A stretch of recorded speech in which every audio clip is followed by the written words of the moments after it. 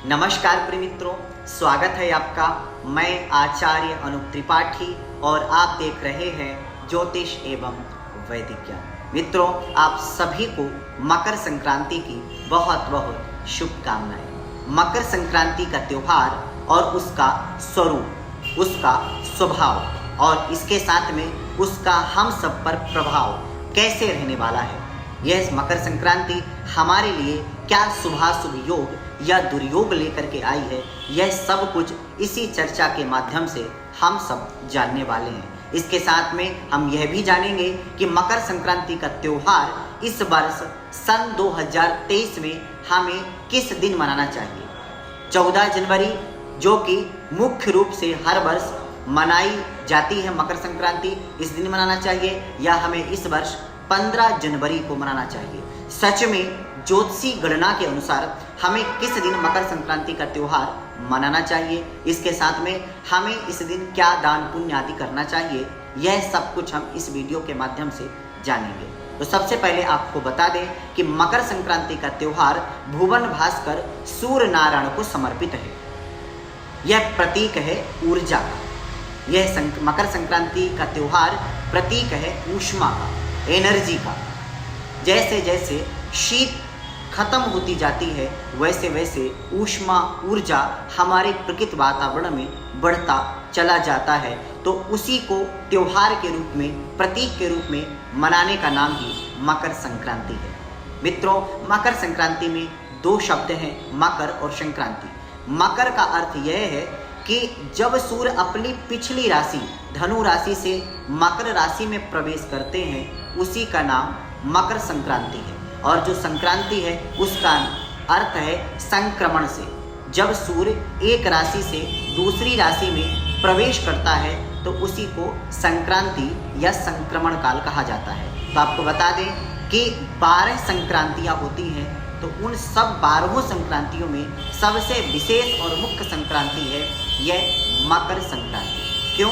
क्योंकि मकर संक्रांति से सूर्य उत्तरायण हो जाते हैं। इसके साथ में खर मास की समाप्ति हो जाती है और हमें यत्र तत्र मंगल, चाहे विवाह के रूप में हो, चाहे गृह प्रवेश आदि के रूप में हो, वो यत्र तत्र दिखाई देने लगते हैं। चारों तरफ हर्षोल्लास का मानो एक ज्वार भाटा आ जाता है, मानो एक प्रवाह आ जाता है, ऐसा देखने को हम सबको मिलता है। तो मित्रों, मकर संक्रांति इस वर्ष कब मनाई जाएगी, सबसे पहले यह जान लेते हैं। तो आपको बता दें कि इस वर्ष सन 2023 में संक्रांति का जो समय है वो दिन का नहीं बल्कि रात्रि का है। रात्रि अर्थात 14 जनवरी दिन शनिवार को रात्रि के 8:30 बजे के बाद मकर संक्रांति माने सूर्य मकर राशि में प्रवेश करेगा।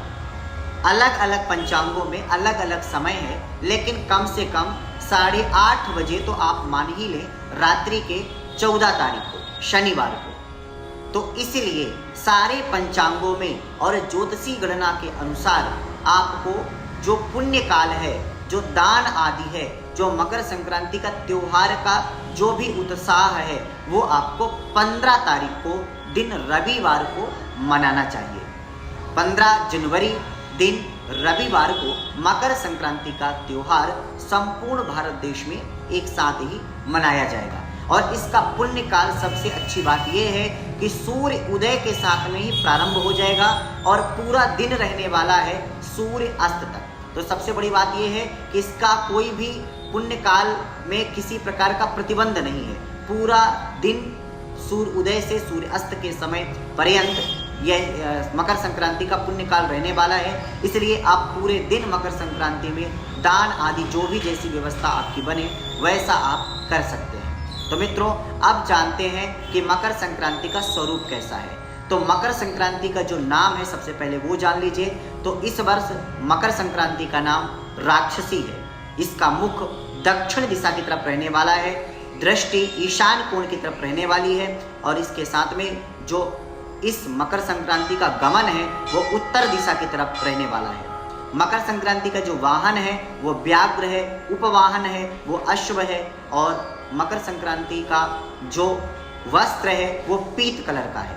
इसके साथ में आपको बता दें जो आयुध है वो गदा है, भोजन संक्रांति का पायस है, गंध कुमकुम है, स्थिति कुमार अवस्था है, अवस्था भोगावस्था है, एवं शारीरिक स्थिति ये है कि ये संक्रांति बैठी हुई है।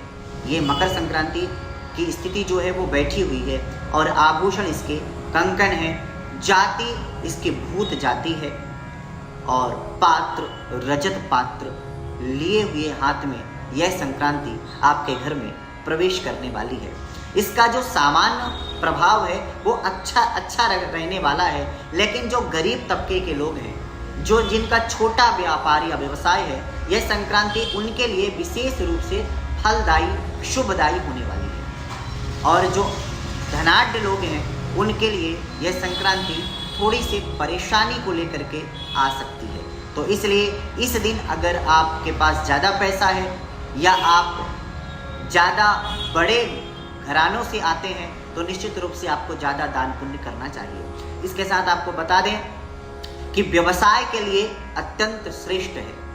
अगर आपका कार्य यात्रा से संबंधित है, अगर आप भ्रमण से संबंधित कार्य करते हैं या आप ज़्यादा भ्रमण करते हैं तो आपके लिए संक्रांति अच्छी रहने वाली नहीं है। इसलिए आपको विशेष उपाय इस संक्रांति में अवश्य करने चाहिए। उसका भी हम आपको उसकी जानकारी भी देंगे।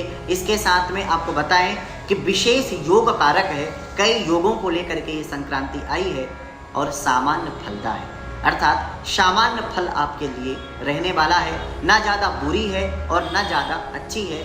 ये एक सामान्य फल आपको प्रदान करने वाली है।